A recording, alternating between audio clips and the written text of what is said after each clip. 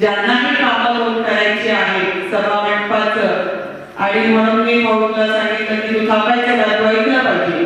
ग्रामसेवक भाऊ या ठिकाणी आहेत आणि तुम्ही कारण तुमच्या दुसऱ्या सहकार्याने सांगितलं की मला फ्लाईट आहे पुण्यावर, मला इथून गेलं पाहिजे, मी गजा घेऊ का.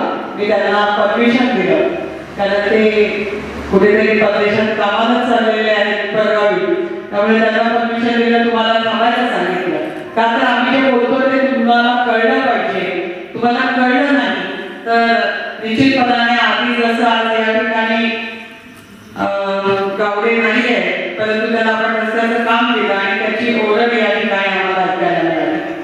कारण या ठिकाणी आम्ही आलोय, आज आल्यानंतर आल्यापासून ऐकतोय की बाबा आज नेमकं घडलंय काय, हा पराठा कसा झाला.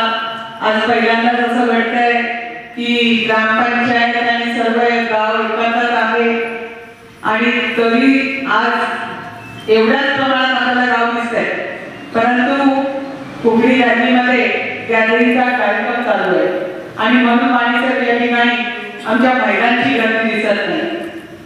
कारण प्रत्येक आईला वाटत असतं की माझ्या मुलाने मुलीने शाळेमध्ये योगदान दिले, त्या ठिकाणी ती कार्यक्रम गॅलरीचा करत असताना ती कशी नाचते, कशी गाते, कशी भाषण करते, तिचं काय तिथे ती पार्टिसिपेट करते, तो पाहण्याचा एक आनंद असतो आणि तो आनंद घेण्यासाठी सगळ्या महिला भगिनी त्या ठिकाणी आपापल्या मुलांसोबत गेलेल्या आहेत.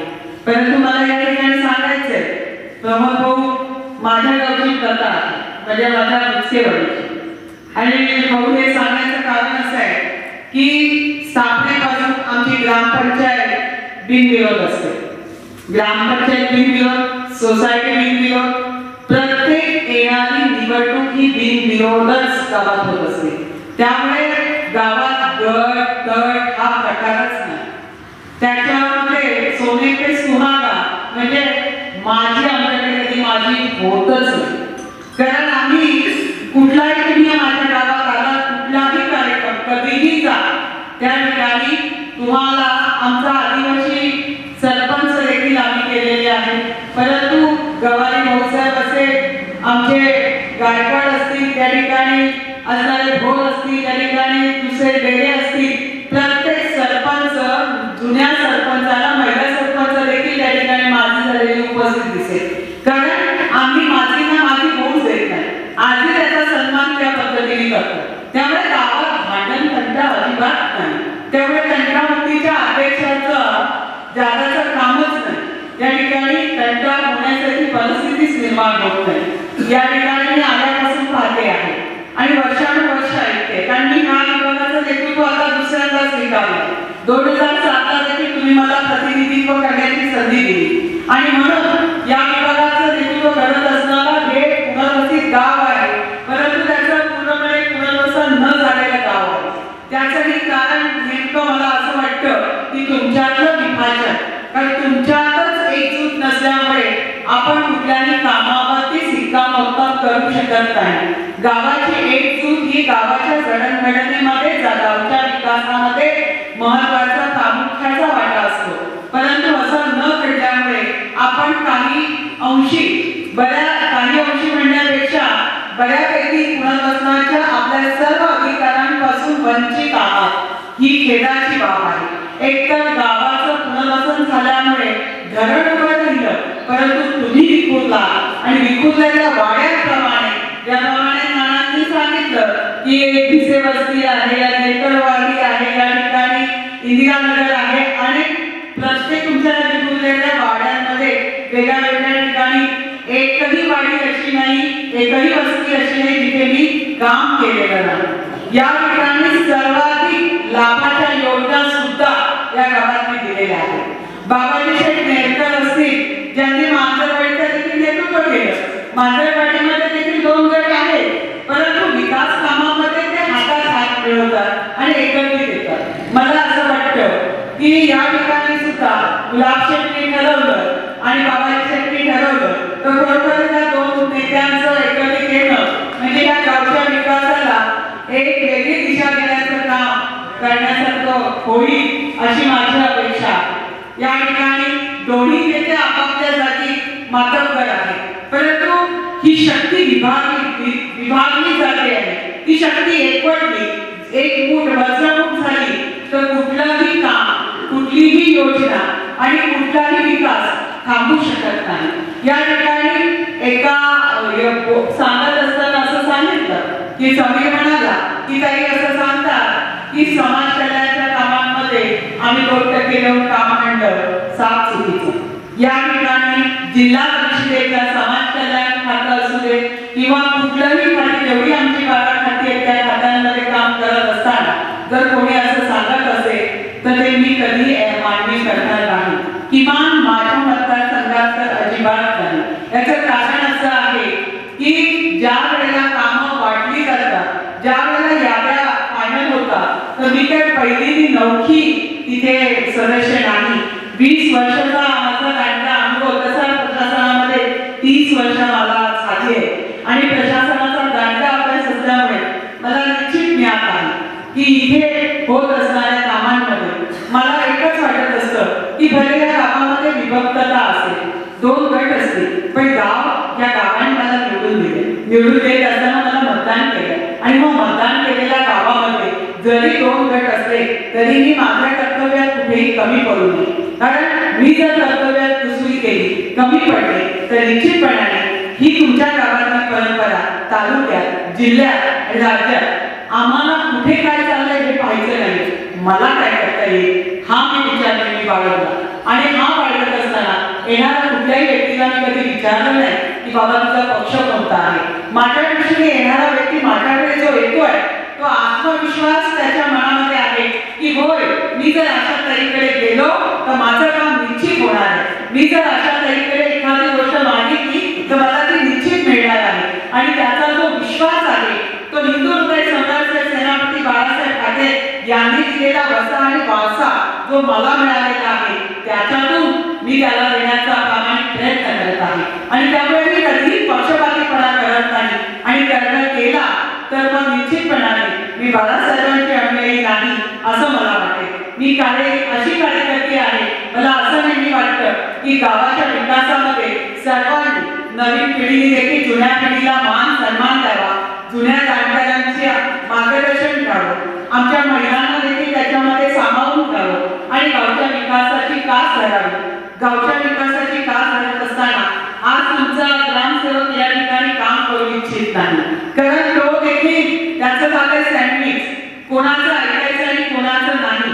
त्यामुळे निश्चितपणाने आम्हाला असं वाटलं की बाबा त्याचं सँडविच होण्यापेक्षा त्याला दुसरीकडे कुठेतरी चांगल्या पद्धतीने काम करण्याची अपेक्षा असेल तिथे त्याला करू द्यावं. विचारायची खूप इच्छा असते तरी जोपर्यंत लक्षात ठेवा प्रशासन आणि पदाधिकारी हे जोपर्यंत एकत्र येत नाही तोपर्यंत विकास होऊच शकत नाही. आणि काम जर वाईट चुकीच्या पद्धतीने चाललेलं असेल तर त्या गावातलं काम करणारा जर ठेकेदार असेल तर निश्चितपणाने त्याने जास्त काळजी घेतली पाहिजे की ह्या गावातलं काम आपण घेतलंय म्हणजे ह्या गावात, हे गाव माझं आहे, हे काम माझं आहे, काम रोज होणार नाही. मग या कामामध्ये 2 टोपल्या जास्त पडल्या तर काही बिघडत नाही, परंतु जर गावात ओरड झाली तर निश्चितपणाने हा अनुभव तुमच्या गावचाच आहे असं मानण्याचं कारण नाही. असं बऱ्याचदा होतं. माझ्या स्वतःच्या गावामध्ये मी माझ्या गावातल्या व्यक्तीला, माझ्या स्वतः जवळच्या कार्यकर्त्याला सांगितलं, बाबा जर तुला कामाचा दर्जा लागता येत नसेल, गावाची ओरडच होणार असेल तर आमची आजी नेहमी म्हणायची की एक गोष्ट माणसाने आयुष्यात पाळायची, ती पाळली तर कधी तो अडचणी देत नाही. ती म्हणजे नेमकी काय, तर ती म्हणायची की माणसाने जिथे काम करतो, जिथे राहतो आणि ज्या वाटेने तो जातो या 3 ठिकाणी नेहमी सावधगिरी बाळगून त्या ठिकाणी प्रामाणिकता राखून जर तो वागला तर त्याच्या आयुष्यात त्याला कधीही मागे वळून पाहायची वेळ येत नाही. आणि म्हणून आपण आपल्या गावात जर काम घेतलं तर निश्चित ते कितीही चांगलं करण्याचा प्रयत्न झाला तरी कदाचित कोणी ना कोणी त्याच्यामध्ये रोडा अडकवण्याचा प्रयत्न करू शकतो, नाही असं म्हणत नाही. एखादा त्या भाऊने उठून उभं राहून त्याची बाजू मांडायचा प्रयत्न केला की का असं घडलं, परंतु हा विषय तुमच्या गावातला, तुमच्या ग्रामपंचायतीतला आहे. तुमच्या ग्रामपंचायतीत ग्रामसभेमध्ये तुम्ही खरोखर चांगल्या पद्धतीने विचारांचं देवाणघेवाण करा. आणि मला आवडेल त्या दिवशी ज्या दिवशी आज भूमिपूजन करताना तुम्ही एकत्र आहात, पण ते जे ठेकेदार आहे ना, तो तुमच्यातला वाद किंवा तुमच्या इथली एकी नाही दिसली तर त्या कामामध्ये त्याला सापड मिळेल आणि तो पळवाट काढायला बघेल. तुमची कामं चांगली व्हावी असं वाटत असेल तर तुम्ही नाही त्याला मदत करू शकला तर किमान त्याला सहकार्य नाही करता आलं तर त्याला त्रास होणार नाही एवढी काळजी निश्चित बाळगा. म्हणजे त्याला काम करणं सोपं जाईल.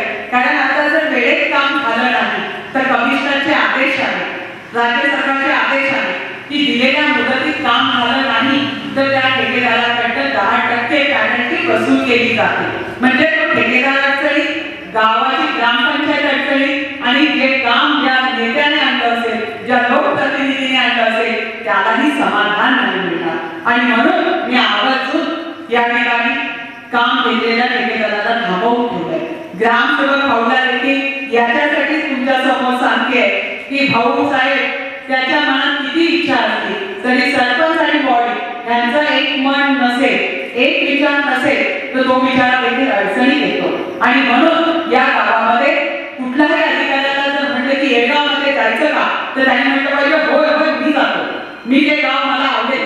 कधी म्हणेल ज्या वेळेला तुम्ही सगळे एकत्रित असाल, तुमच्या सगळ्यांचे विचार एक असतात आणि निश्चितपणाने तुमच्या विभागाचा लोकप्रतिनिधी योग्य असेल तर त्याला तिथे काम करण्याचा आनंद वेगळा वाटेल. त्याला देखील अडचण येऊ शकते, त्या अडचणीवर मात करण्याची देखील जबाबदारी आपली आहे. त्या अडचणीतून त्याला बाहेर काढण्याचं काम देखील आपलं आहे. आणि याला एकोपा म्हणतात, याला एकजूट म्हणतात. आणि ही गावच्या विकासासाठी निश्चितपणाने आपण करा अशी अपेक्षा मी आपल्याकडनं बाळगते. कारण मी मला सुरुवात करत असताना म्हणाले की आज जिजाऊला खऱ्या अर्थाने आपण स्मरण केलं पाहिजे. जर आज आपण विवेकानंदांना स्मरण केलं पाहिजे आणि त्यांना अभिवादन केलं पाहिजे तर माझ्या गावात देखील उद्याचा तरुण हा निश्चितपणाने स्वामी विवेकानंदांसारखा नसेल तर किमान त्यांच्याकडे बघून त्याच्यात ऊर्जा येऊन त्याने उद्या आपलं नाव चांगल्या गावाचं करावं याची ऊर्जा त्याला मिळणार आहे. जिजाऊसाठी माता होण्याचं भाग्य माझ्या नशिबी नसलं तरी किमान एक चांगला नाती घडवण्याची क्षमता माझ्या माता भगिनीमध्ये यावं आजचा दिवस त्याच्यासाठी आहे. आणि म्हणून आजच्या दिवशी आपण या ठिकाणी आम्हाला बोलवलं. मी पुन्हा सांगेन एका ताईच्या नात्याने, एका मोठ्या बहिणीच्या नात्याने तुम्ही प्रमोद भाऊ किंवा माझे सरपंच आणि माझे सगळे सदस्य तुम्ही सगळे माझे आहात. माझ्यासाठी हा गाव माझा आहे, या गावाचा प्रत्येक नागरिक माझा आहे. आणि म्हणून तुम्ही त्याच्या वेळी मला हाक मारत तुमची काही कधीही तुमच्या हाकेला पाहू नये. पण आयुष्यात एक गोष्ट शिका की जर आपल्याला कोणाशी मैत्री करायची असेल तर ती मैत्री अशी करा कारण कुठलाही व्यक्ती परिपूर्ण नाही. जर तो परिपूर्ण 100% असेल तो देव म्हणवला जातो.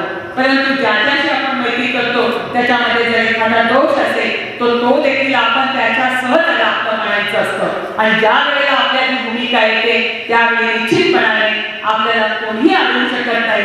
या तालुक्यामध्ये येडगाव या गावाचं नाव 1 नंबरला आणण्यासाठी आपण सर्वांनी एकत्रित येऊया. आणि आजच्या दिवशी जसे तुम्ही या कार्यक्रमाला एकत्रित आला, ज्या दिवशी या ठिकाणी या कामाची उद्घाटन होती, विषय मिळालेला रस्ता होईल, काळजी करू नका. कालच बजेटमध्ये 10 कोटी वाढून मिळाले.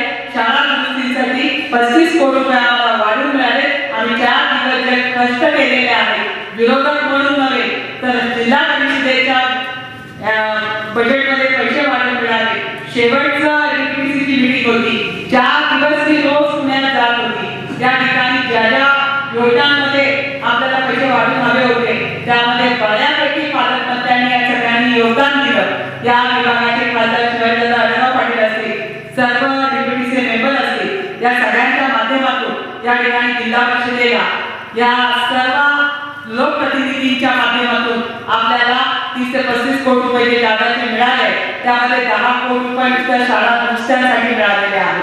त्यामुळे शाळा दुरुस्ती असेल, या ठिकाणी वॉल कंपाऊंड असेल शाळेचं, त्याचप्रमाणे या ठिकाणी असणाऱ्या रस्त्याबाबत मी निश्चितपणाने CM+5 आणि त्याचबरोबर तुमचा रस्ता देखील विषय मळाला घेण्यासाठी कालच मी टाकलेला आहे. त्याचबरोबर सरपंच साहेबांनी देखील मला एक सूचना केलेली आहे की ताई आता तर इथे आपण भूमिपूजन घेतलं, तिथला सभामंडप गळतो आहे, त्याच्यावर पत्ता टाकण्याची गरज बरोबर आहे को, त्याच्यासाठी देखील निधीची गरज आहे. पैसे येतील, कामं होतील, निधी निश्चित आहे. कारण तुमची ताई तुमच्या सर्वांच्या आशीर्वादाने निश्चितपणाने ती कर्तव्यदक्ष आहे, कारण तुम्ही तिच्या पाठीशी खंबीरपणे आहात. आज इथे मी जिल्हा परिषदेमध्ये आहे, उद्या मला तुम्ही विधानसभेत पाठवणार आहात, त्यामुळे इथे काही प्रश्न सुटणार नाही. या ठिकाणचे प्रलंबित प्रश्न, सगळ्यात मोठा प्रश्न या गावचा आहे तो पुनर्वसनाचा आहे. कारण हे आता वय इतकं झालंय, पण एक काठोडं घेऊन फिरत असतात की कधी या गावचा प्रश्न गावाचा आहे. पण नेतृत्व शिंदे बंधुआ कायमच कोणता एकच गोळा असतो, माझ्या या रेडगाव धरणाच्या आमच्या गावाचं पुनर्वसन कधी होणार, कसं होणार, कोण करणार, निश्चितपणाने तो दिवस देखील येणार. आणि आमच्या ताई तुमची ताई याच्यातून मार्ग काढतात हा देखील विश्वास मी तुम्हाला आजच्या दिवसात देते.